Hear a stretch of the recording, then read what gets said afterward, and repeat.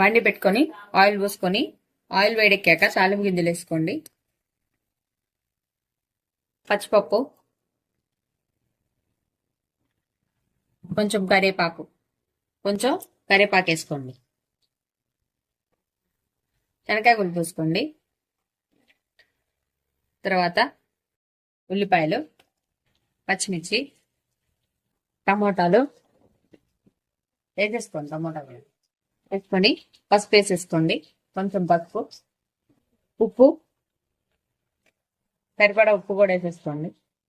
ఇందాక ఆల్రెడీ నేను cornflour deep fry చేసినప్పుడు దాంట్లో వేసానండి. డీప్ ఫ్రై చేసినప్పుడు మీరు చూసుకొని వేసుకోండి. అందు మళ్ళీ ఒకసారి కలిపండి. మంచిగా ఇలా కలిపుకున్నాం కదా, కలుపుకొని ఫ్యూ మినిట్స్ మూత పెట్టి కాసేపు మగ్గబెట్టండి. టమోటా మగ్గాలండి. మంచిగా చూసారు కదా, టమోటాలు ఇలా మంచిగా ఉడికిపోయినాయండి. ఇలా మగ్గేదాకా ఉంచుకోండి. దాని తర్వాత కారం వేసుకుందాం. కొంచెం కారం,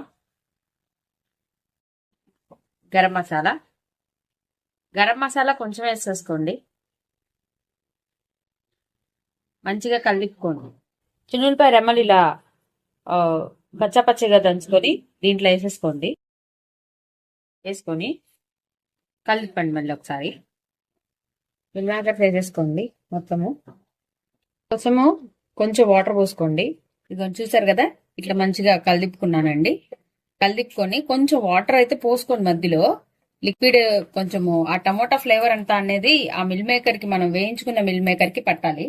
సో అందుకని నేను మళ్ళీ ఒకసారి మూత పెట్టి కాసేపు మగ్గబెట్టి తీసేద్దామండి. ఇంకా ఇదిగో చూసారు కదా, టమోటా మిల్ మేకర్ 65 రెడీ అయిపోయింది. ఈ వీడియో కనుక మీకు నచ్చినట్టయితే ప్లీజ్ లైక్ చేసి, షేర్ చేసి, సబ్స్క్రైబ్ చేసుకోండి. Thank you for watching Shravya's recipes.